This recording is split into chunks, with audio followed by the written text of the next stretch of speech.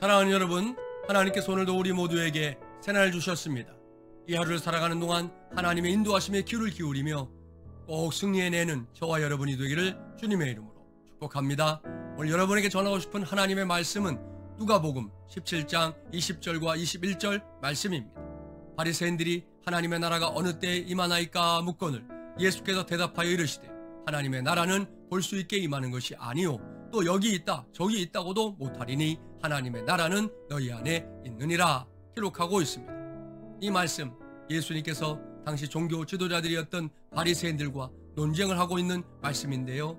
바리새인들의 질문이 무엇입니까? 하나님의 나라가 어느 때 임하는가 하는 것이었습니다.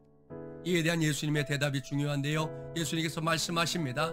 하나님의 나라는 너희 안에 있느니라 말씀하고 있습니다.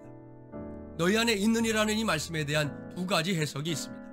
첫 번째는 예수님 자신을 가리킨다 하는 것입니다.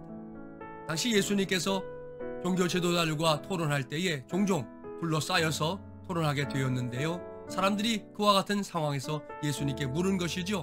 하나님의 나라가 어느 때에 임하는가? 그때 예수님께서 하신 말씀, 하나님의 나라는 너희 안에 있다 하는 이 말씀은 바로 예수님 자신, 그들에게 둘러싸여 있는 예수님 자신이 바로 하나님 나라의 실체라는 것을 보여주고 있는 것입니다. 그렇습니다. 우리는 예수님의 삶을 통해 하나님의 나라를 알 수 있고요. 하나님의 나라의 성격, 하나님 나라의 특징, 하나님 나라의 그 근간을 우리가 알 수 있는데요. 예수님 자신이 바로 하나님 나라 자체이기 때문입니다. 두 번째 해석은 우리 안에 있다고 하는 이 말씀, 너희 안에 있다고 하는 이 말씀의 해석은 우리 안에서 하나님의 통치가 이루어질 때 바로 그것이 하나님의 나라라는 것입니다. 그렇습니다. 하나님의 나라라는 개념은 영토의 개념이 아닙니다. 하나님의 통치의 개념입니다. 하나님의 통치가 이루어지는 곳이라면 어디이든 그것이 바로 하나님의 나라인데요. 우리의 마음이 하나님의 통치를 받으면 우리의 마음이 하나님의 나라가 된다는 것입니다. 우리의 가정이, 우리의 교회가, 또 우리의 직장이, 우리의 삶의 자리 어디이든 하나님의 통치가 이루어지는 곳이라면 바로 그곳이 하나님의 나라가 된다라는 사실입니다. 예수님은 바로 그것을 가르쳐주고 있는데요. 하나님의 나라를 찾기 위해서 여기저기 동분서주하고 다닐 것이 아니라 하나님께서 다스리시고 통치하시는 그 삶을 살아내는 자, 그가 바로 하나님의 나라다 말씀하고 있는 것입니다. 요즘 세상이 온통 어지럽습니다.